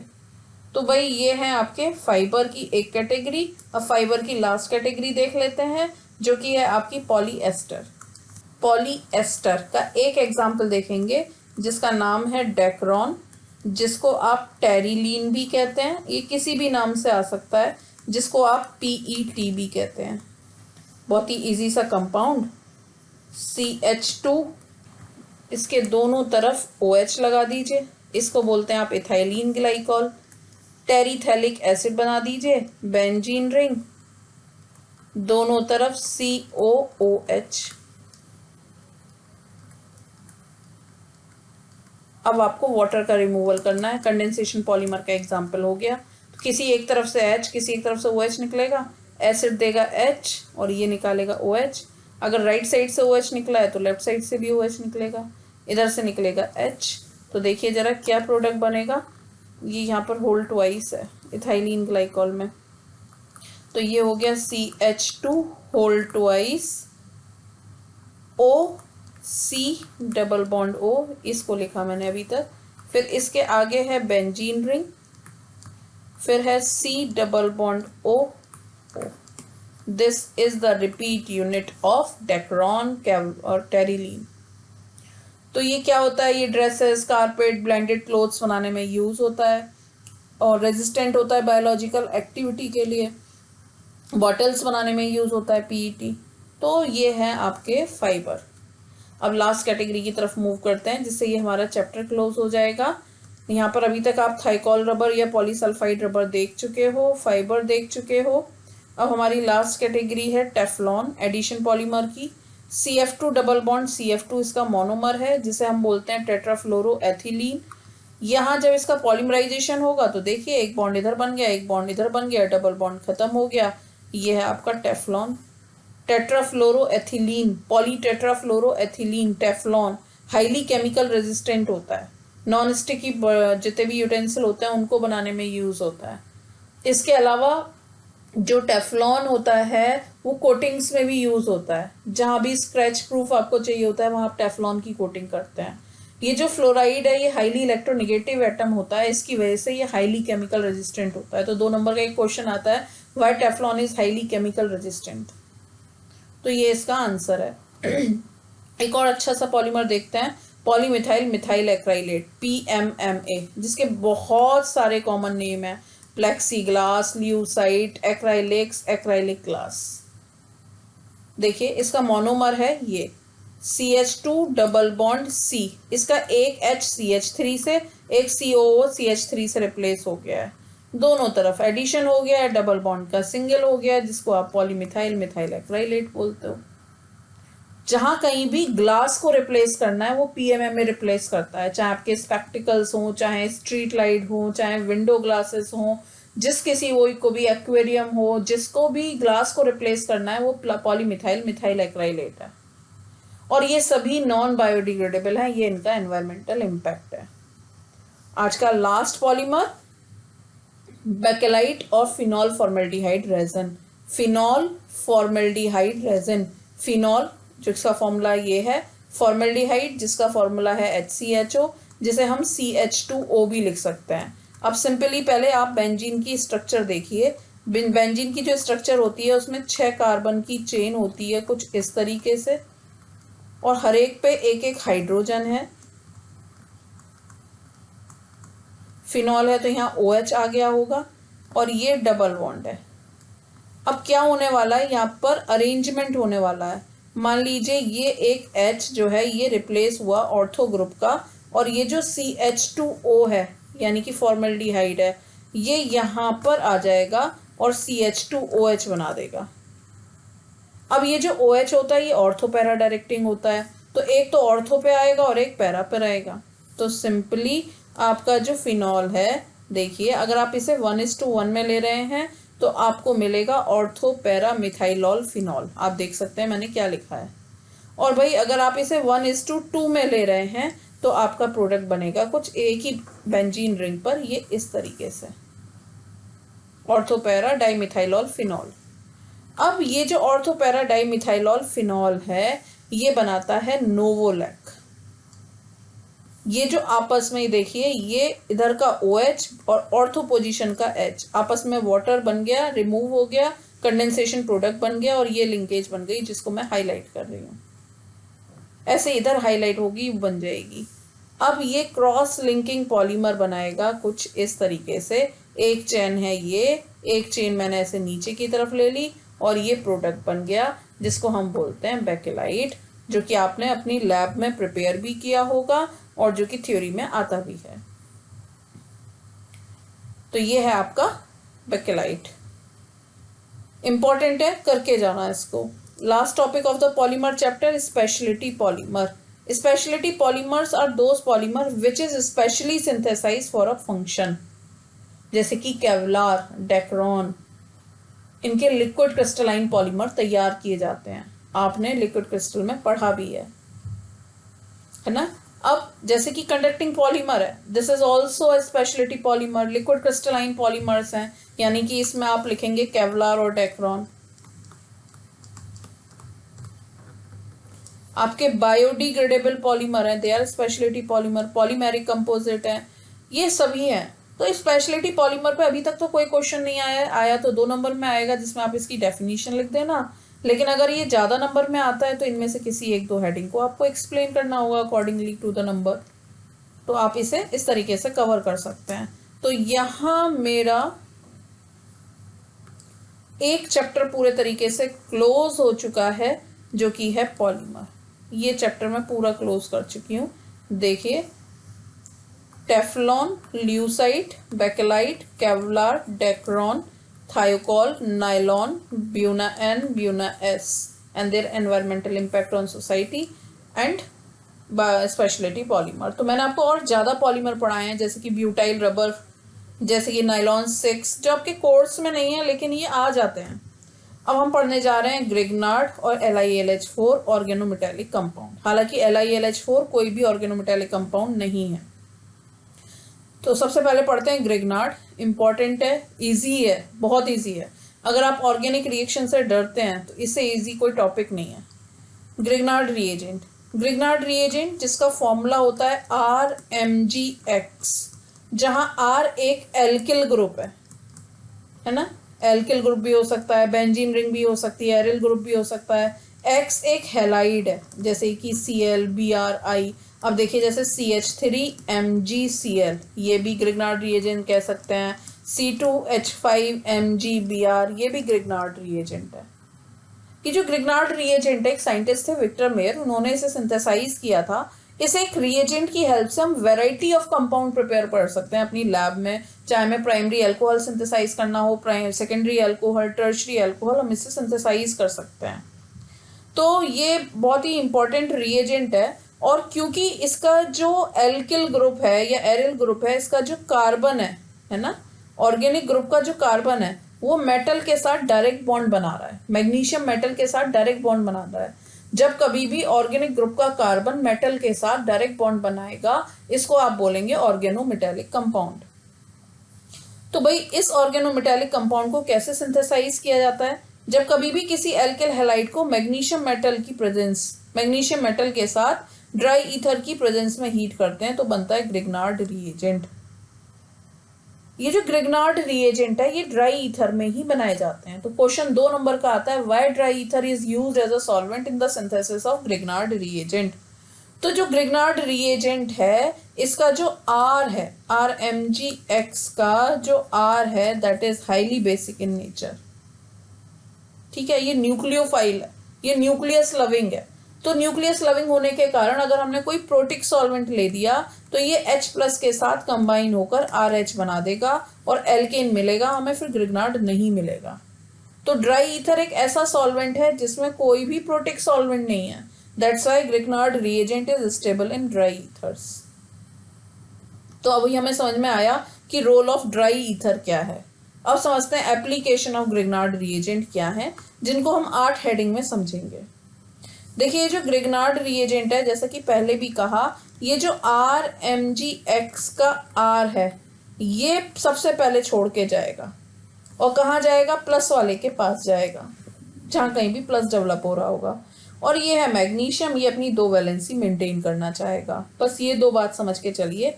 अब आप देखिए, जब कभी भी ग्रिग्नार्ड की रिएक्शन वाटर के साथ कराई जाएगी, HOH, आप जानते हैं क्या बनेगा?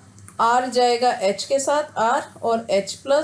मैग्नीशियम अपनी 2 वैलेंसी मैनेज करेगा, तो एक वैलेंसी तो भाई इसकी X से पूरी है, एक OH से पूरी है। क्या बन गया? एल्केन। वहीं आपसे कह सकते हैं कि भाई आप CH3MgCl की रिएक्शन पानी के साथ दो, तो आप देखिए क्या बनाएंगे? RH, R की जगह है मेरा CH3, H की जगह H लिख दूं तो मुझे लिख देना चाहिए CH4, और क्या लिख दूं? MgX और OH। अब आप देखिए RMgX जब कभी भी रिएक्शन देगा फॉर्मेल्डिहाइड के साथ, अब CO, O की इलेक्ट्रोनेगेटिविटी ज़्यादा, इलेक्ट्रॉन अपनी तरफ पुल कर रहा होगा।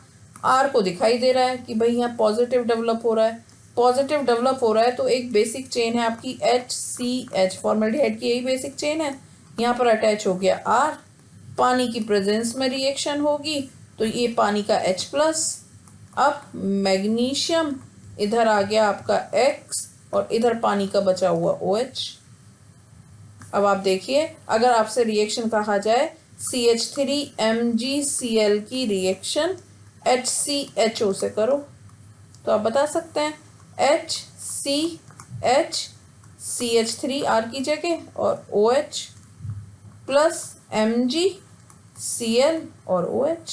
पानी की प्रेजेंस आपको खुद दिखानी होगी। सिंथेसिस ऑफ सेकेंडरी अल्कोहल, देखिए फिर से RMgX। अब मैंने क्या किया है, फॉर्मेल्डिहाइड का ये जो H है इसको R' से रिप्लेस कर दिया है। अब वही सेम रिएक्शन मैं करने जा रही हूँ।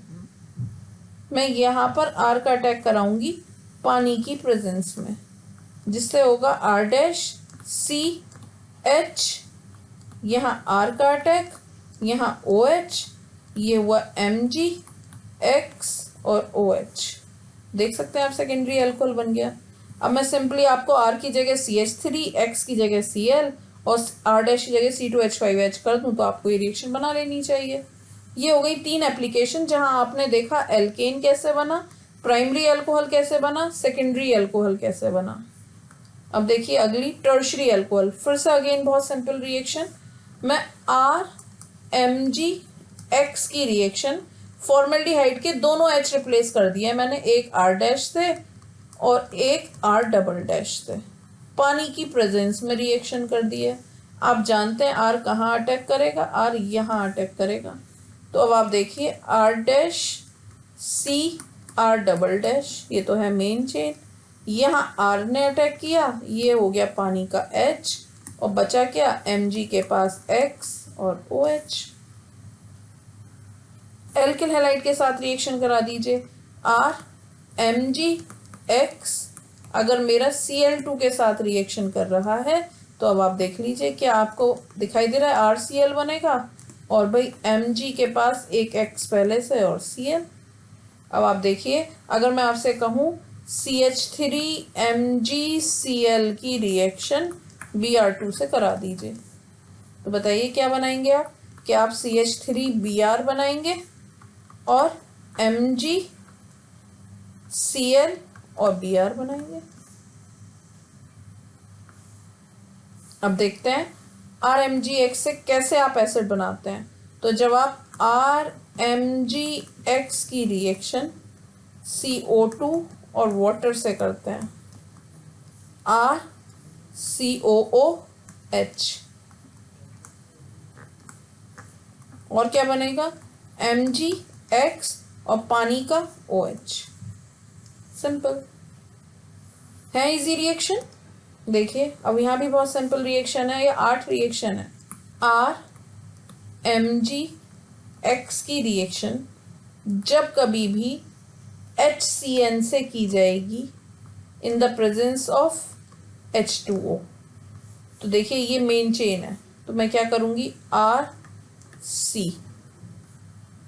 H और C, इस कार्बन पर R का अटैक हुआ होगा, पानी का डबल बॉन्ड O आया, अब पानी के पास H2 रह गया, ये मैग्नीशियम बचा हुआ है जिसकी एक वैलेंसी X से पूरी है, यहाँ का नाइट्रोजन और यहाँ के ये दोनों हाइड्रोजन। तो देखिए मुझे क्या लिखना चाहिए, मुझे यहाँ लिखना चाहिए NH2। फिर से देखिए RMgX, अब की बार मैं H की जगह R'(CN) लिख रही हूँ। किसकी प्रेजेंस में रिएक्शन हो रही है, पानी की प्रेजेंस में रिएक्शन हो रही है। तो भाई केवल एक हैलाइड वाली रिएक्शन ऐसी थी जो कि पानी की प्रेजेंस में नहीं हुई थी, बाकी सारी की सारी रिएक्शन पानी की प्रेजेंस में हो रही हैं। तो ये है मेन चेन, तो मुझे लिखना चाहिए R'(C), इस पे दिखा दो R का अटैक, यहाँ पर लगा दो पानी का O, मैग्नीशियम की 2 वैलेंसी हैं, एक X से एक NH2 से। सिंपल। अब आप बताइए अगर CH3MgCl की रिएक्शन HCN से करा दें तो क्या होगा। अब पानी की प्रेजेंस दिखाइए, HC, R की वैल्यू है CH3, पानी का O, मैग्नीशियम, इधर आ गया Cl, इधर आ गया NH2। सिंपल। तो ये भाई 8 रिएक्शन है, बहुत ही सिंपल सा ग्रिग्नार्ड है, कैसे बनाया जाता है, ड्राई ईथर का क्या रोल है, और ये 8 रिएक्शन है, alkane, primary alcohol, secondary alcohol, tertiary alcohol, alkyl halide, acid, aldehyde और कीटोन।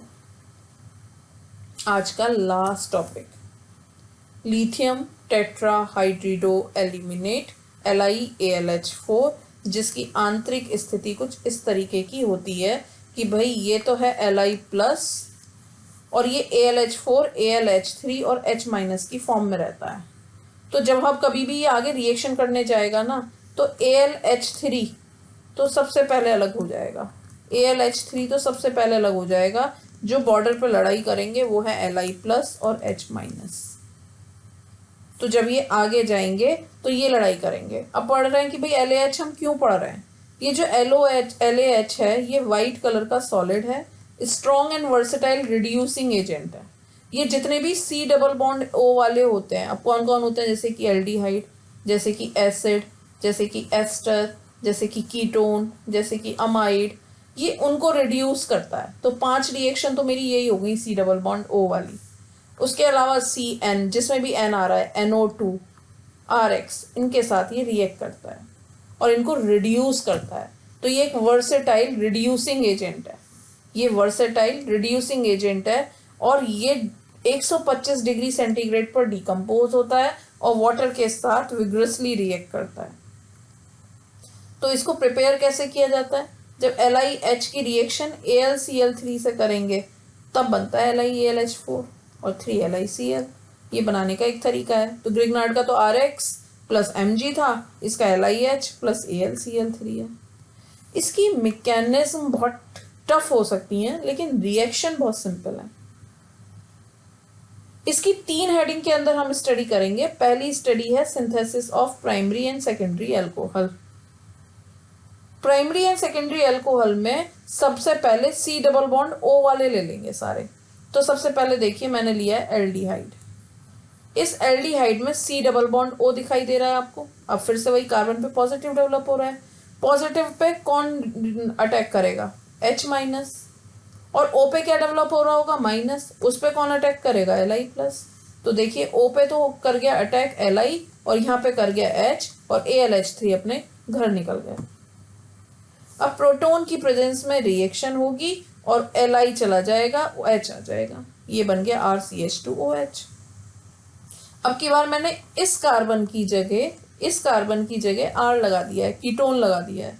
सेम रिएक्शन करिए, O के पास गया Li, यहाँ पर H ने अटैक किया, AlH3 अपने घर चले जाएंगे, ये बन गया R, ये सेकेंडरी अल्कोहल। सारी ऐसे ही सिंपल हैं। ये है एसिड। अब यहाँ से बड़ा एस्टर, यहाँ से बड़ा इजी सा है। यहाँ पे आप इस मैकेनिज्म पे मत जाओ, ये वाली मैकेनिज्म पे मत जाओ, आप इसको फिर से एल्डिहाइड पे ले आओ, यानी कि आपको क्या करना है, आपको इसके बाद सीधे एल्डिहाइड पे आ जाओ। अब एल्डिहाइड से आगे अगर आपके पास LiLH4 है तो रास्ता आपको पता है, सबसे पहली रिएक्शन, बस हमें यही रिएक्शन लिखनी है बार बार। अब जैसे कि मेरा अगला है एसिड, है ना, एसिड से सबसे पहले आप यहाँ आ जाओ सीधे एल्डिहाइड पर, फिर आपको आगे का रास्ता पता है। तो आपको सिंपल यही रिएक्शन लिखो, आप इतने इंटरमीडिएट प्रोडक्ट में पढ़ो ही मत। फिर देखो आपका एसाइल हैलाइड है, आप सीधे एल्डिहाइड पे आ जाओ, आप इस वाले रास्ते से जाओ ही मत और फिर आपको आगे का रास्ता पता है। तो मैंने अब आपको 5 रिएक्शन बताई, जिसमें एक तो बताई एल्डिहाइड के साथ, कीटोन के साथ प्राइमरी अल्कोहल सेकेंडरी अल्कोहल बना। अब उसके आगे हर एक कंपाउंड में, चाहे वो एस्टर रहा हो, चाहे वो एसिड रहा हो, चाहे वो एसाइल हैलाइड रहा हो, उससे पहले एल्डिहाइड बनाओ, फिर उसी रास्ते पर आ जाओ। 5 रिएक्शन मैंने आपको ये बताई, ठीक है। अब देखिए अमाइड, ये भी बहुत ईजी है। CO का रिडक्शन होना है CH2 में, हमेशा यही हो रहा है। तो देखो RCH2, CO का CH2 हुआ है, बाकी सब वैसे ही है। अब आप देखो RCH2NH2, RCH2NH2, सिंपल रिएक्शन है, हो गई 7 रिएक्शन। अब देखो RN3 है, तो इसके पास और तो है नहीं, C तो है नहीं, तो ये क्या बनाएगा, RNH2, देखो RNH2। इसके पास नाइट्रो ग्रुप है, तो ये क्या बनाएगा, RNH2। हैलाइड के साथ RCH2Cl के साथ किस तरीके से रिएक्शन करेगा, तो ये बनाएगा RCH3, एल्केन बनाएगा।